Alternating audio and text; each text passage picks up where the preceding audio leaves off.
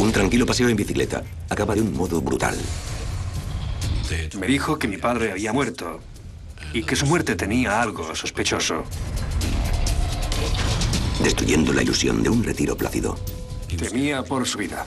y desvelando los secretos más profundos y oscuros de una familia. Bajó la cabeza y dijo, iré al infierno por esto. Las cataratas del Niágara, en Ontario. En esta pintoresca zona reside el agente inmobiliario jubilado Bruce Thurman. Vive a 25 kilómetros de las cataratas, en el barrio de St. Catharines, junto a Margaret, con la que lleva casado 10 años. Creo que estuvo casado 4 veces. Después de conocer a Margaret Benage, se jubiló de la agencia inmobiliaria y el resto ya es historia.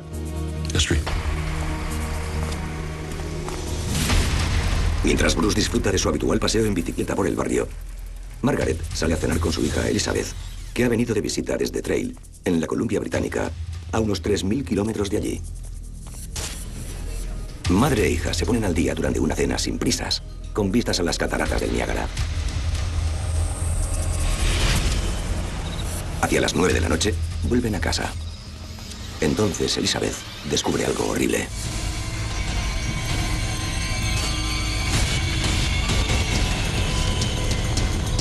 Ella y su madre corren a casa de los vecinos a llamar al 911. Era una noche normal, nos estábamos relajando después del trabajo, tomando una copa de vino, con la televisión puesta, con los niños ya en la cama, y sonó el timbre. Hasta ese momento solo era una noche tranquila, como cualquier otra. Estaban preocupadas por si despertaban a los niños, pero las tranquilizamos y las hicimos pasar. Entonces Mark, mi marido, dijo que iría a ver si podía ayudar a Bruce. Y fue entonces cuando Elizabeth Gatenby comentó que era mejor que no fuera porque creía que podía haber un intruso en la casa y no quería que le pasara nada. Pero ya nadie puede ayudar a Bruce Thurman. El señor Thurman parecía estar muerto en el suelo del garaje. Estaba tumbado boca abajo y tenía una llave Stilson muy cerca, manchada de algo que podía ser sangre y cabellos.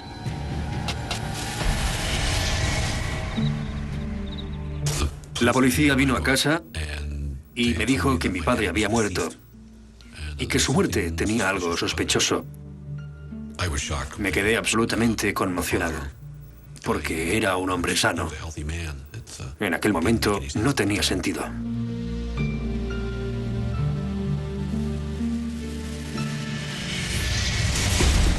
Ahora le corresponde a la Unidad de Delitos Graves de las Cataratas del Niágara descubrir quién mató a Bruce Thurman y por qué. Para empezar, deben plantearse si se trata de un allanamiento de morada fallido.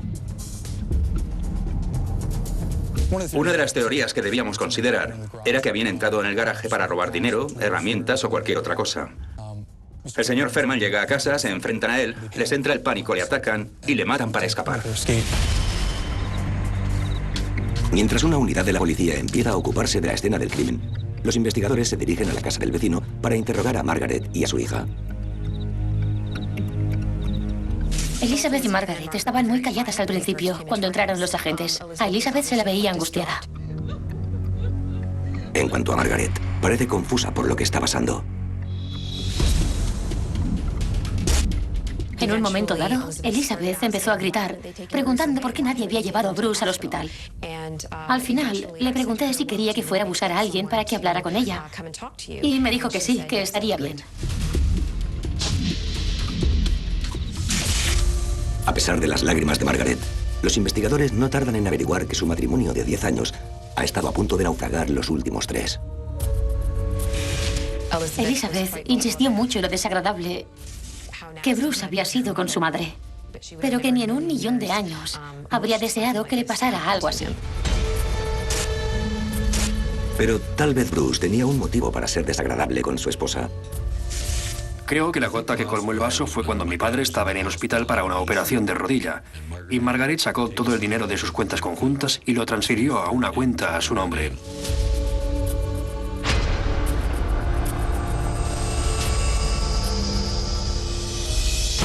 Enseguida descubrimos que Margaret y el señor Ferman se estaban divorciando por medio de un litigio civil y que este no iba muy bien. Aún así, los jubilados enfrentados siguen viviendo juntos. Margaret vivía en el piso de arriba y mi padre vivía abajo. Era una situación muy desagradable. Pero ninguno de los dos quería dejar la casa porque si lo hacían, lo perderían todo. Y nadie se permitía un descuido. Discutían por cosas insignificantes, como una caja de herramientas que mi padre guardaba en el garaje cerrada con llave, o por las pequeñas cosas que habían reunido mientras estuvieron casados. Discutían por todo, y no era por el dinero en general, sino por cosas ínfimas a las que no querían renunciar. Tras casi 2 años de disputas legales, Bruce y Margaret están desesperados. Y la tensión está llegando al paroxismo. Ella se disgustó mucho porque el juez dijo que si no lo solucionaban entre los dos, Margaret podría acabar teniendo que pagarle una manutención. En ese momento ella perdió los estribos, no estaba dispuesta a aceptarlo. Le lanzó un cenicero de cristal al señor Ferman y le dijo, ¿sabes? Te veré muerto antes que pagarte una manutención. Durante el divorcio, las cosas se estaban complicando. Margaret empezó a tirarle objetos a mi padre, cacharros, e incluso le lanzó un cuchillo una vez. A veces mi padre me telefoneaba y me confesaba que estaba asustado, que temía por su vida. Una vez me dijo que si le pasaba algo algún día, yo ya sabría dónde buscar.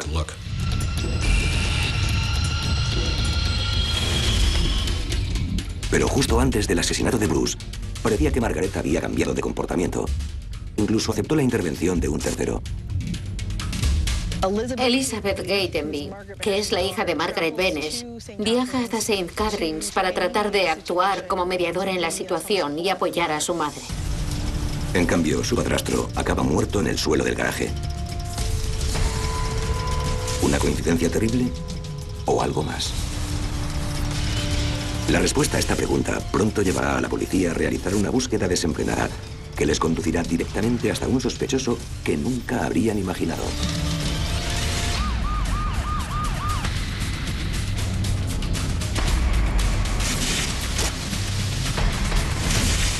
La policía de Ontario, en Canadá, tiene un misterioso homicidio entre manos. El jubilado Bruce Ferman llegó una noche a casa después de dar su paseo habitual en bicicleta y acabó muerto a golpes en su garaje. Hasta ahora, la policía no tiene casi ninguna pista en la que basarse.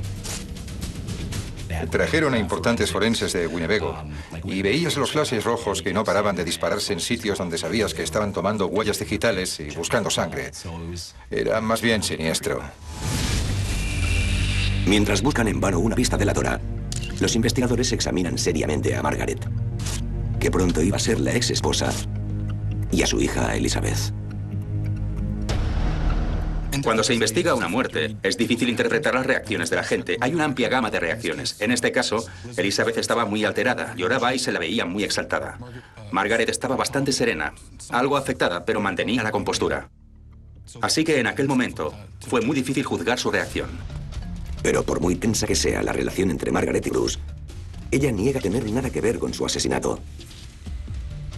Además, ella y Elizabeth tienen una coartada sólida. Y enseguida muestran la factura de la cena junto a las cataratas del Niágara.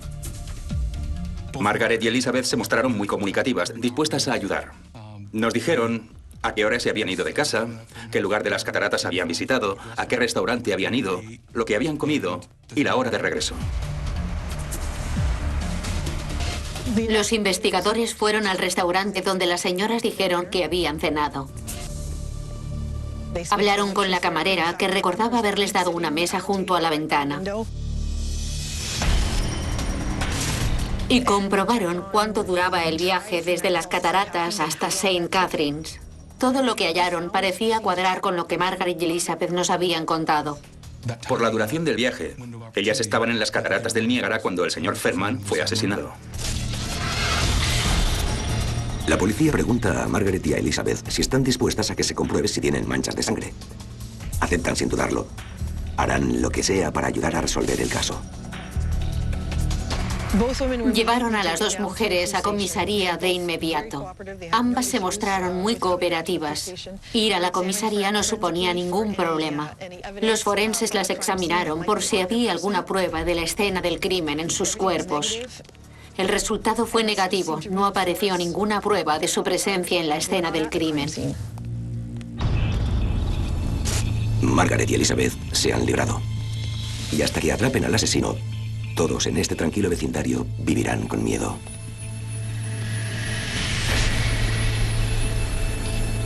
Fue una noticia importante en St. Catharines. La nuestra es una ciudad agradable. No hay muchos asesinos aquí. Y era obvio que le habían matado. Todo el mundo estaba bastante inquieto. ¿Volvería a producirse un suceso igual antes de que la policía resolviera el crimen? Nos preocupaba que tal vez el barrio se hubiera convertido en un blanco, que hubiera gamberros o ladrones por la zona, así que estábamos a todas horas mirando por encima del hombro para asegurarnos de que no volvía a pasar algo parecido.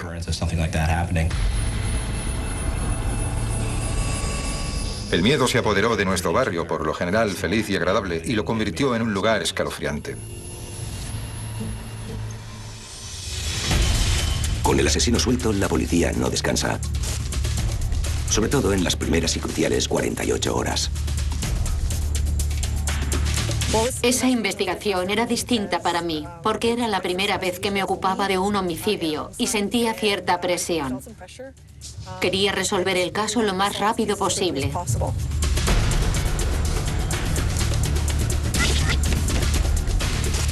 Desesperados por encontrar una pista, los agentes interrogan a los vecinos de Margaret y Bruce, buscando a alguien que haya visto algo inusual. Pero no hay suerte. Todos los vecinos hablaban, chismorreaban. Incluso acusaron a algunas personas de estar involucradas porque habían tenido altercados con Bruce en público en el pasado. Desde luego, el ambiente era muy tenso en el barrio. Pero ninguno de esos rumores lleva a la policía a un sospechoso viable. Pensando desde otra perspectiva, los investigadores consideran la posibilidad de que el asesino no sea de la ciudad y se dirigen a los moteles de la zona en busca de alguien que se registrara la noche anterior. Esto es lo que yo llamo un buen trabajo de investigación a la antigua. Los agentes se pusieron las pilas y salieron a comprobar los hoteles y moteles de la ciudad. El plan consistía en verificarlos todos y si no se obtenían resultados, entonces ampliarían la búsqueda a las zonas de los alrededores donde seguirían comprobando hoteles.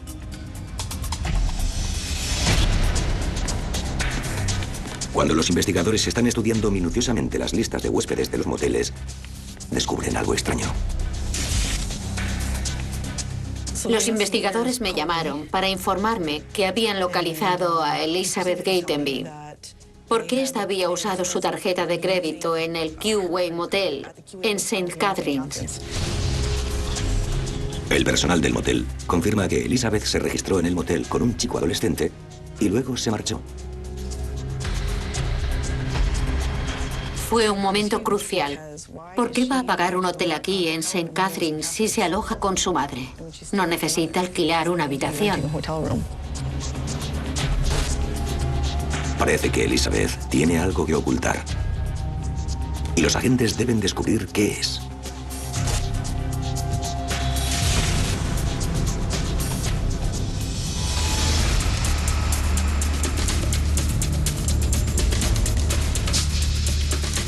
Interrogan a la estoica forastera en casa de su madre. Le preguntamos por qué había alquilado una habitación de hotel para ese joven, y ella contestó enseguida que le había conocido en el autobús y que habían viajado juntos desde el oeste del país y se habían hecho amigos. Al saber que no tenía dónde alojarse, y ya que ella era orientadora juvenil y ayudaba a jóvenes, le pagó una habitación de hotel. Ella es trabajadora juvenil y dirige el centro juvenil Heart of Trail. Asegura a los agentes que haría cualquier cosa para ayudar a un chaval necesitado, aunque sea un extraño. Su misión en la vida consiste en ayudar a jóvenes con problemas. La formación profesional de Elizabeth cuadra, pero los agentes siguen teniendo dudas sobre su historia. No me convencía. Pero no estaba segura, porque pensé que alguien como ella, que cumple con su deber como trabajadora juvenil, podría hacer algo así, pero mi instinto me decía que allí había algo raro. La coartada a toda prueba de Elizabeth la descarta de momento como sospechosa principal. Pero la policía empieza a preguntarse si la hijastra de Bruce Fairman sabe más sobre el asesinato de lo que está dispuesta a contar. Reanudan la búsqueda de pistas en el motel donde reservó la habitación para su amigo misterioso. Y lo que descubren le dará un giro a la investigación.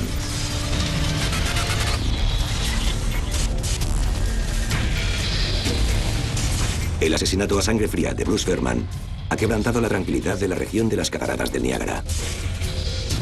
Ahora, los investigadores quieren saber más sobre Elizabeth Gatenby, la hijastra de la víctima, y sobre el extraño al que alojó en un motel de la zona.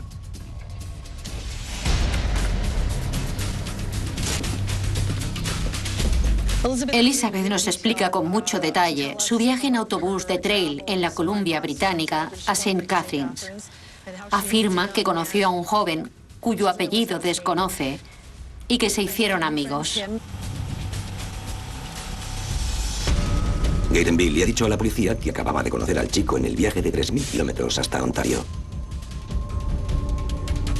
Así que teníamos que determinar quién era ese chico y cómo encajaba en la investigación. Pensamos que iría bien obtener alguna secuencia de vídeo que los mostrara llegando a St. Catharines en el autobús Greyhound. Los agentes encuentran una grabación de una cámara de seguridad de la estación de St. Catharines de la hora aproximada en que llegó el autobús de Elizabeth. En efecto, se trata de una grabación de ella y de su compañero entrando en un coche de alquiler.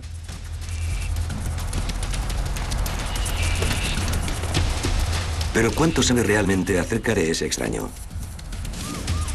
¿Podría tener él algo que ver con el asesinato de su padrastro?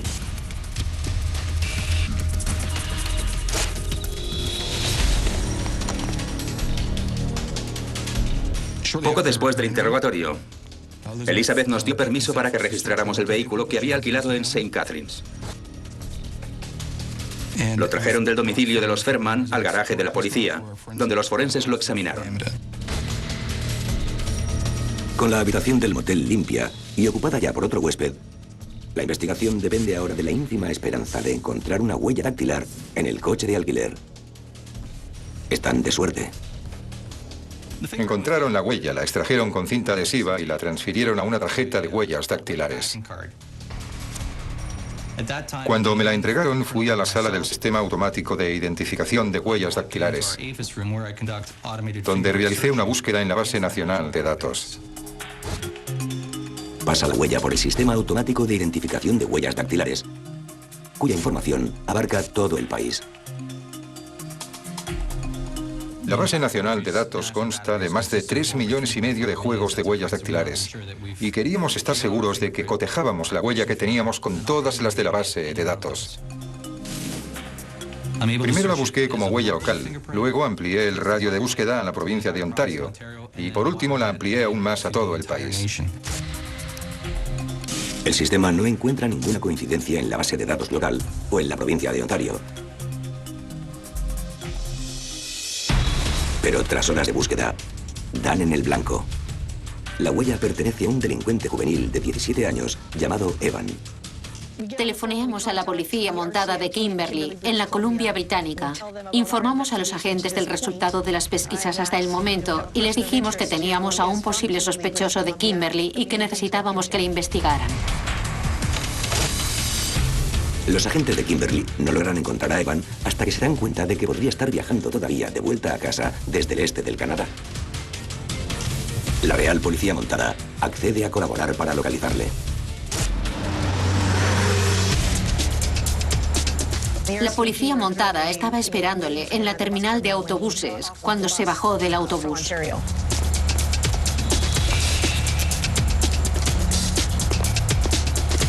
Él declaró que ni siquiera había estado en Ontario, lo que supuso un dato de suma importancia para nosotros porque teníamos su huella dactilar en el coche de alquiler. Así que sabíamos que sí había estado aquí en Ontario y decidimos que teníamos que enviar a nuestros investigadores para interrogarle.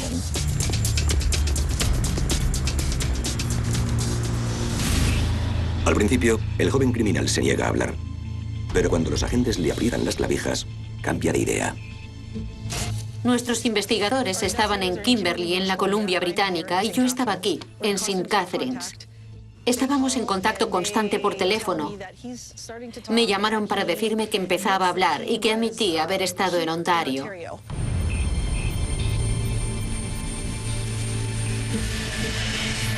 El interrogatorio dura horas, hasta que, al final, la policía encuentra lo que está buscando. Me llamaron. Le habían estado interrogando y había reconocido que estuvo aquí y que participó en el crimen.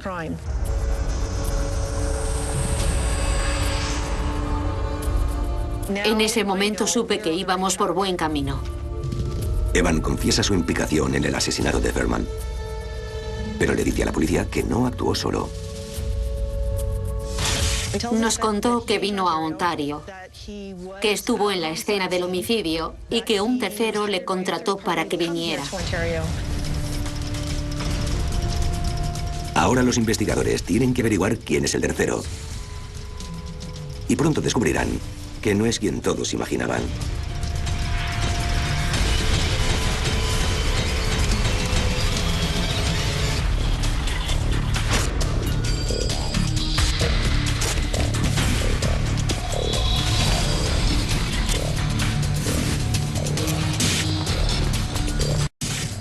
La policía ha estado interrogando a un delincuente juvenil llamado Evan en relación con el homicidio de Bruce Ferman. Evan ha confesado que le pagaron para ayudar en el asesinato, aunque insiste en que él no asestó el golpe mortal. El nombre que Evan revela a continuación añadirá otro giro inesperado al caso.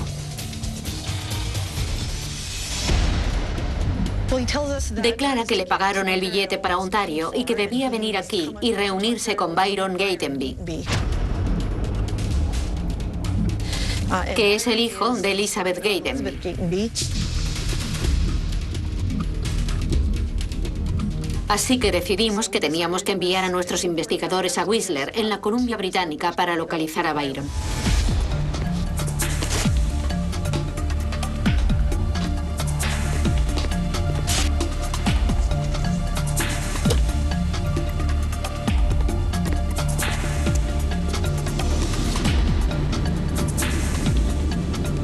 Los agentes localizan a Byron Gatenby, de 19 años, fuera del restaurante chino donde trabaja de ayudante de cocina. A la mañana siguiente, Mike Gamble y yo interrogamos a Byron. El interrogatorio duró unas 6 horas y él ni se movió, solo escuchaba. No habló del incidente, escuchaba sin decir nada en absoluto. Pasan las horas y el sospechoso sigue negándose a contestar.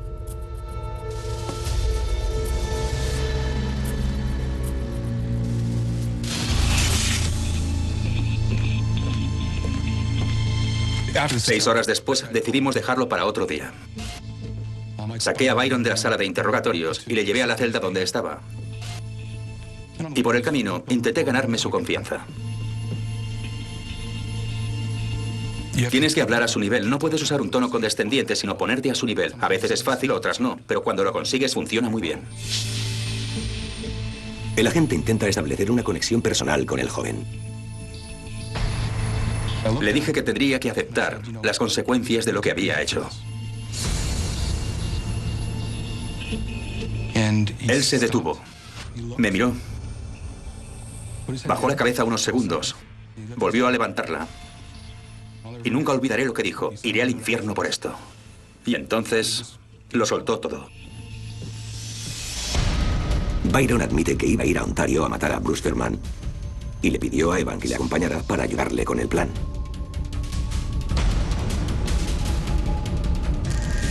Busqué a otra persona. Alguien con quien estaba bastante unido hace un par de años y con el que habíamos bromeado sobre hacernos los duros y sobre si podríamos quitarle la vida a alguien, si seríamos capaces. ¿Cómo sería esa descarga de adrenalina? Había gente que quizá lo hacía solo por la emoción.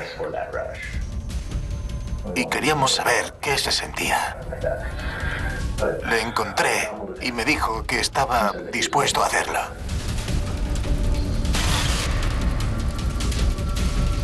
Byron iba a entrar en el garaje con una llave que habrían dejado bajo el porche. Cuando Bruce entrara en el garaje, Byron iba a estrangularle con un trozo de cuerda de piano que había comprado el día antes. Lo que pasó en realidad fue que Byron se quedó petrificado cuando el señor Ferman entró y fue incapaz de hacerlo. Así que el delincuente juvenil con el que estaba descolgó la llave Stilson de la pared y le aporreó en la cabeza hasta matarle.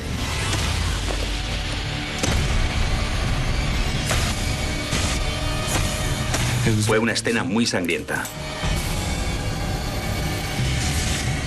Salí de allí y se había caído junto a la bicicleta. Le di una patada y luego otras dos bastante fuertes en las costillas. Estaba muy excitado. Creo que ya había muerto.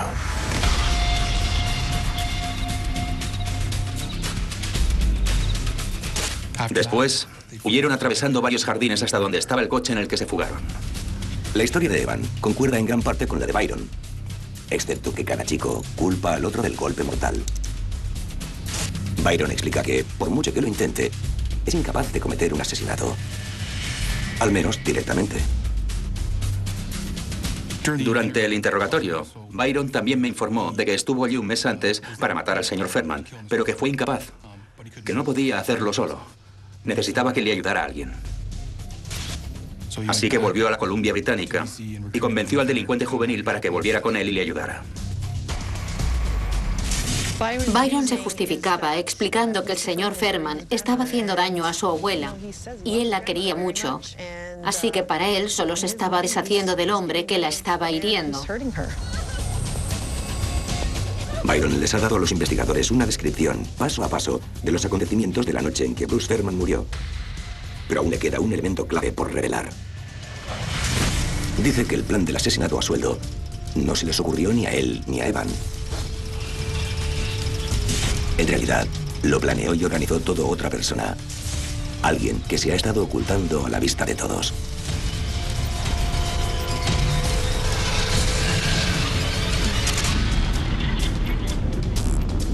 Byron Gatenby, el nieto de Margaret Benage, confiesa haber participado en el asesinato premeditado de Bruce Ferman. Pero niega que él o la persona a la que pagó, Evan, hayan planeado u organizado la intriga.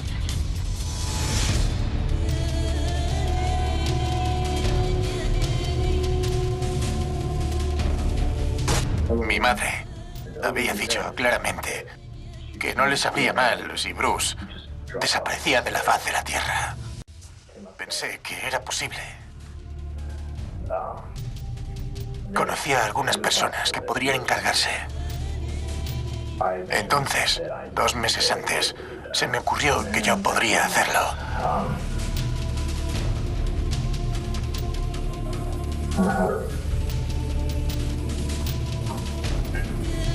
Yo me ocuparía de ello de algún modo.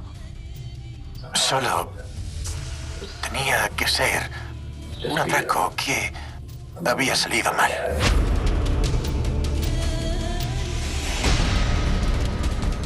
Byron declaró que su madre, Elizabeth, le persuadió para que matara a Bruce Ferman porque estaba manipulando a su abuela, que ésta tenía los nervios destrozados, su economía estaba fatal y había intentado suicidarse. Su madre les proporcionó una habitación de motel, les llevó comida, los monos y los guantes que debían llevar, y también les facilitó un plan general de cómo debían cometer el asesinato aquella noche. Después del asesinato, Byron y Evan van en coche hasta las cataratas del Niágara. Aparcan en las inmediaciones del restaurante y Elizabeth ve por la ventana que han vuelto, así que sale del restaurante y va a verles. Mi madre vino y me preguntó si estaba bien. Me abrazó y me dijo que me quería. Y me preguntó si ya estaba hecho. Disculpa, ¿quién preguntó? Mi madre preguntó si estaba hecho. Bien. Preguntó si estaba muerto. Y solo dije que ya no volvería a molestar a la abuela. Vale. Basándose en la confesión de Byron, El cerco policial se estrecha sobre Elizabeth. Le informé de que estaba detenida por asesinato y no opuso resistencia. Le eché un vistazo a la mesa de la cocina y la guía telefónica estaba abierta en la página de los abogados y había un círculo alrededor de uno de ellos. Así que ella sabía lo que iba a pasar.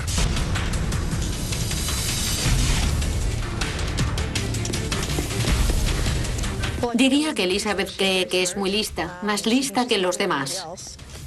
Es una manipuladora, sabe mentir y creo que pensó que no la pillaría. Elizabeth ha engañado a su hijo de tan solo 18 años para que cometa un asesinato. ¿Qué madre haría que su hijo participara en un homicidio?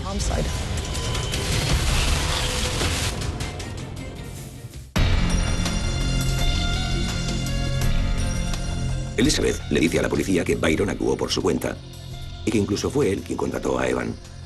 Ahora la policía ha detenido a 3 personas y cada una de ellas culpa a las otras del asesinato de Bruce Fairman.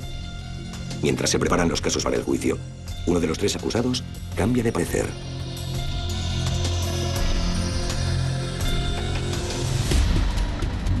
Primero nos ocupamos del delincuente juvenil que estaba acusado de asesinato en primer grado como adulto, ya que el incidente ocurrió cuando casi había cumplido los 18 años. Fuimos hasta el Tribunal Supremo de Ontario, donde nos confirmaron que se le juzgaría como adulto, por los cargos de asesinato en primer grado. Siempre tuvimos claro que él se declararía culpable de asesinato en primer grado como delincuente juvenil.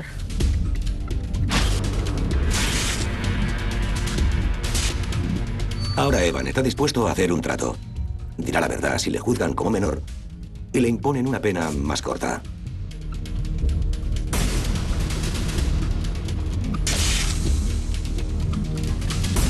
Decidió declararse culpable de asesinato en primer grado como delincuente juvenil y asumir la responsabilidad de sus actos.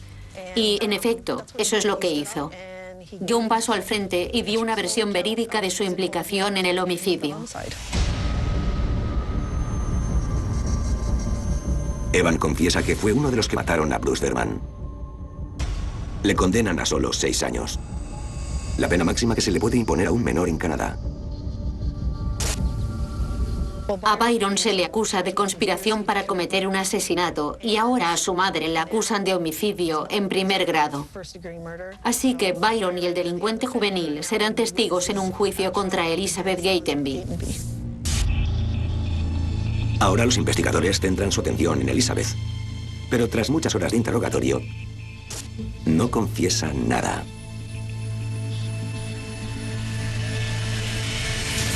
¿Qué clase de persona le haría algo así?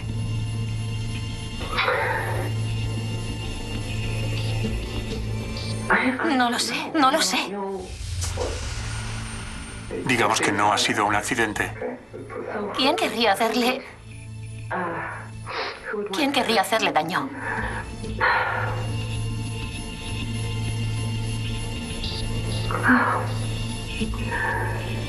En fin, estoy segura de que hay mucha gente que querría hacerle daño, pero no sabría...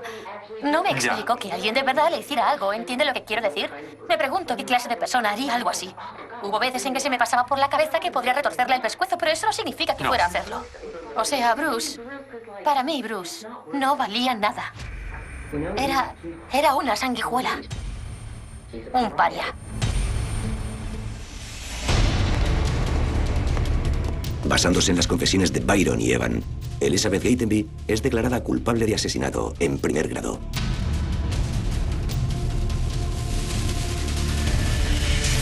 Elizabeth intentaba ayudar a mi padre y a Margaret.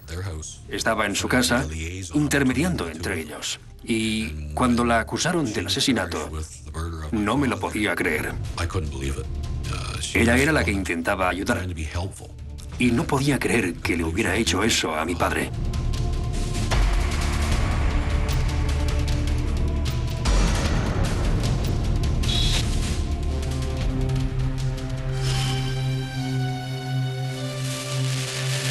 Lo planeó todo, pero no estuvo allí.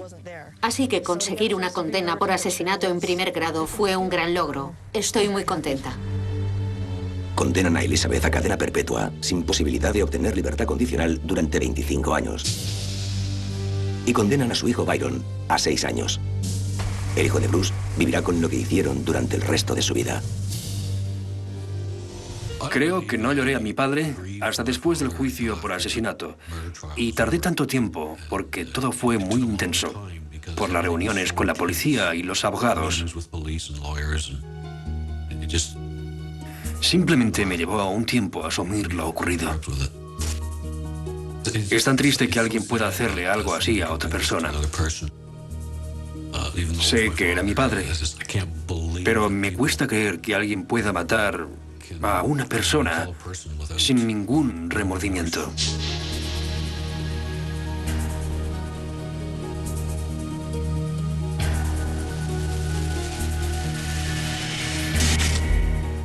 El caso ya está cerrado, y algunos dicen que se ha hecho justicia. Otros se preguntan si alguien con un papel fundamental en la trama quedó impune.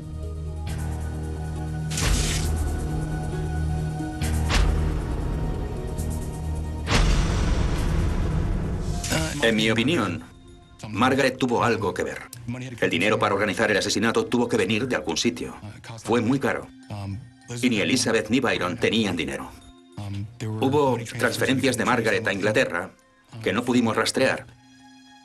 Y cada vez que abordaba el tema con Byron, cuando éste confesó, nada más mencionar a su abuela, se cerraba en banda. Aprovechaba cuando estaba más comunicativo para tratar ese tema y hablar de ella, pero entonces él no soltaba prenda.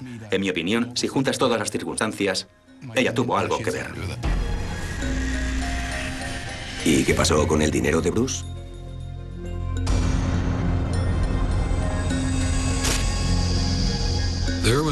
Había un testamento que me dejaba como testamentario de su patrimonio. Y no lograron encontrarlo. Desapareció tras la muerte de mi padre. Resulta que Margaret encontró un testamento que se había hecho antes, en el que ella era la testamentaria, y mi padre se lo dejaba todo.